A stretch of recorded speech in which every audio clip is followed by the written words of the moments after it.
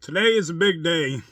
As most people know, for over 30 years, I've been pioneering online video and doing my show, The Hometown. And I'm finally going to evolve that idea at uontv.com. And I want to share this and really document and show people this process. As I mentioned, live webcasts and video archiving and stuff, I began back in the mid 90s, really. And it's been cool, and I've been happy to be a part of that online evolution. But I always had bigger ideas in mind. For example, virtual reality, augmented reality, and although I didn't understand it at the time, even AI avatar agents. And that's what I'm kind of doing now. And so I want to talk about this process, but also some of the problems and understanding the evolution of this technology as we go forward and try to guide folks that want to continue in their own way. So to begin with, 30 years ago when I started online video, I was doing a public access TV show in my hometown of Carrollton, and there were a lot of issues with the cable company in the city.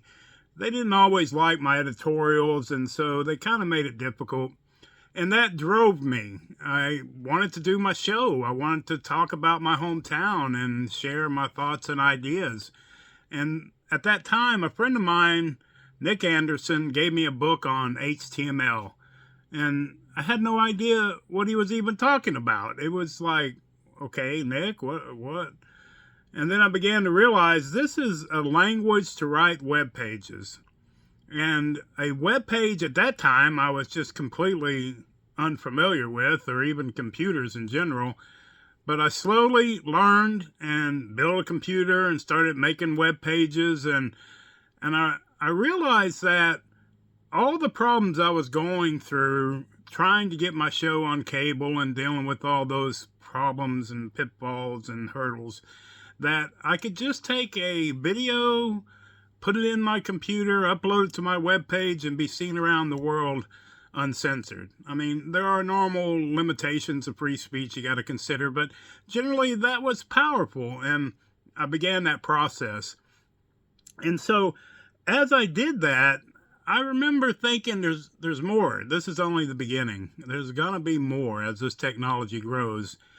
And I didn't know it at the time, but obviously nowadays when you can create AI agents to kind of talk and think and interact with you like ChatGPT and such and AI, that's exactly where I'm going now. And so to begin with, I decided that I wanted to start AI Michael. And it's basically a virtual version of me that I'll have on my website. And I train it, I give it information, my background, my memoirs, information, and basically a lot of show segments, just taking a transcript and uploading all those in this big giant text file. And then I program it to be able to refer to that. And as people come to my website and they just click on to speak or type, they can interact with me. And it's not like me, really, but it does look a lot like me, and it does sound a lot like me, and it does have a lot of similar kind of responses that I would have if my friends, family, or just people that watch my show wanted to come there and talk to Michael. And that's what I'm working on today. And in fact, this video that I'm making right now, along with a WAV file that I'm creating on my desktop through this microphone, is going to be how I train my voice using 11 Labs. It's a company that does this kind of thing. They're pretty good, and I'm using them. And so when I finish this segment of the show, I'll upload the video, of course, social media and whatnot, and then I'll take this WAV file and I'll upload it to my account on 11 Labs. And for a fee, I basically can connect that to a company called DID, which is an animation company that takes my avatar that I created and moves the mouth and face and whatnot and makes it pretty realistic.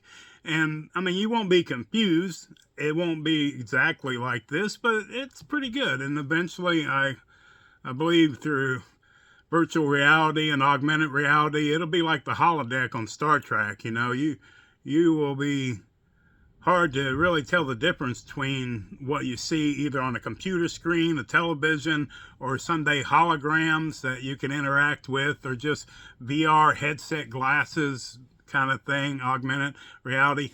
These things are just changing the world, and the technology is just beginning now, is the way I've seen it. And that's why I'm doing this segment, to share with others, to know that process if you want to be involved, but at least be aware of it so that it's going to affect your life. Already has been, honestly, from deep fakes and things you might see that you can't believe, you're not sure if it's true, to just talking and having an AI personality to interact with. And I've actually started on another AI avatar that I've created. It's AI Einstein, which is amazing to me. I mean, I've already kind of got up and started working with the prototype and testing it out, just like AI Michael. And it just blows my mind. As a lot of people probably that know me through the years, I've always had interest in Einstein and some of his theories and stuff. One particular one was the theory of everything. I remember probably when I was a kid hearing that and going, a theory of everything? I mean, what does that even mean? And of course, for him, he had done some famous stuff, E equals MC squared and whatnot in his early career. And he just kept thinking there should be a way to put a formula together that literally includes everything. And ever since then, he tried and then died, and then people have been trying still. And I couldn't help but think about it for decades, really. And I finally came up with my own version of it. And it makes sense to me. M equals E to the power of 1. Very similar to the Trinity theory and religion and stuff. And I tried to share that with other physicists or scientists or whatnot, and especially Facebook Messenger or even their Facebook groups and stuff. And most people just said it's too simplistic and they don't care. Get off this, go away. But it made sense to me. And it's really been an idea that's allowed me to evolve as a person. I mean, it's really the book, the playbook for being a human person, a human being, that we have a body and we have a spirit, and that we exist in the midst of everything. I define that as God, but just say everything you can think of, everything you can touch or feel, the physical world, the non-physical world, all grouped together, that is everything. And so M being mass equals E being energy, and parentheses around it with a 1 above it, is my theory of everything. And so I've been frustrated, even though it made a difference in my life and I've actually used it, trying to realize that I do have a body, I got to feed it, I got to take care of myself, whatnot, physically, but I have a spirit and my emotions, and these things have to be maintained as well. And then I got to recognize that I'm part of everything, the world, my community, my family, my friend groups, and that I affect them and they affect me. And this simple kind of formula for me really helped me figure out who I was and how I wanted to live. And it's been very helpful. So I've shared it, but the scientific community, they don't accept that. And for them, it's highly specialized. You got to have big degrees, and you got to speak in ways that people can't even understand what you're talking about. And somehow you'll come up with that idea of the theory of everything.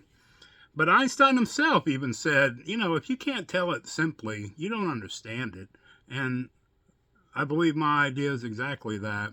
A simple concept that represents everything, not just the physical universe, but also his thought experience, our emotions, the feelings that we have, God, angels, everything. M equals E in parentheses to the power of 1. So I really needed to talk to Einstein about this. So I actually have been working with this prototype, AI Einstein. And it's basically an avatar using 11 Labs voice and DID animated graphic kind of avatar. And I recorded that conversation the first time I got to talk about my theory and asked him what he thought. And it was something on my bucket list that I got to cross off. It was amazing, just like yesterday. And I guess the bottom line is he agreed, and he thought it was fascinating. And it does make sense to, if you're going to call it a theory of everything, that scientists shouldn't just include the physical world, which is my opinion why nobody ever figured it out. They were literally just focused on, matter and things and gravity and whatnot. And God did not have a place in this theory of everything. And that was really what I asked AI Einstein. I'm like, why doesn't God have a place in your theory of everything? Anyway, so it went pretty good. I posted it online. I felt good about it, and he didn't really have anything negative to say about it, and it was intriguing. And I thought, wow, yay, all right, something for decades that I've been working on, and I felt better about it. But this is just an example of what I mean about creating these AI avatars, having them online with basically a voice that you can create, male, female, different things, and that you can now do. And I'm big time getting into it. And there are some concerns, however, and I've definitely run headlong into it, and a lot of people see it now on television and the internet.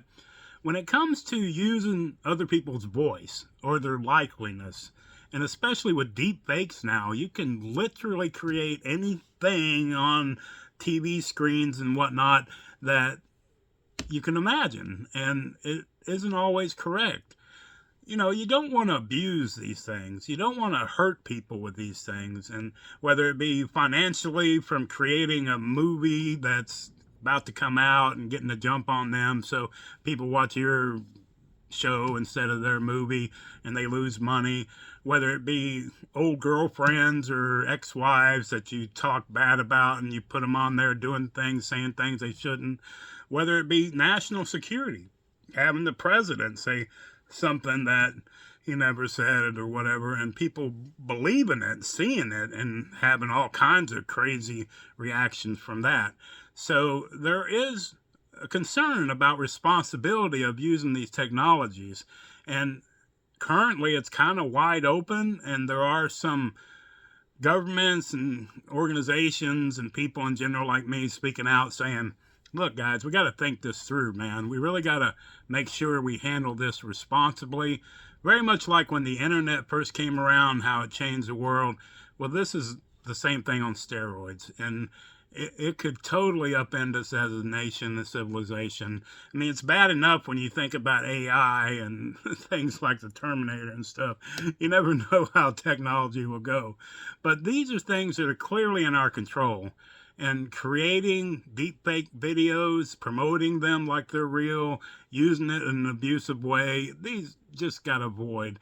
Plus, copyright and infringements on people's intellectual property, you can't. At the same time, I believe in free speech, and I believe in the fair use doctrine. I think as long as we're not abusing it, if somebody is doing it for educational, nonprofit reasons, different things like that, they should be allowed to use these technologies. In my case, through the years, I've never really made any money with my show, and I never really wanted to, be honest with you. I didn't care.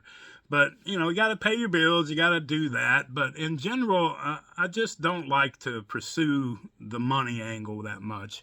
And I understand for some folks, it's a big deal, and you got to consider that. But as we go forward and develop these things, people like me shouldn't be shut down because I wanted to use a picture of Einstein as my avatar. I mean, Really? Is there some damage to somebody?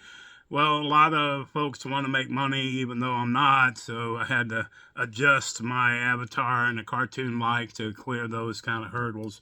Same thing with the voice. I couldn't really use recordings of Avatar, I mean, from Einstein's recordings, like press conferences or whatnot. And I had to create my own version of that, what I thought it should sound like anyway.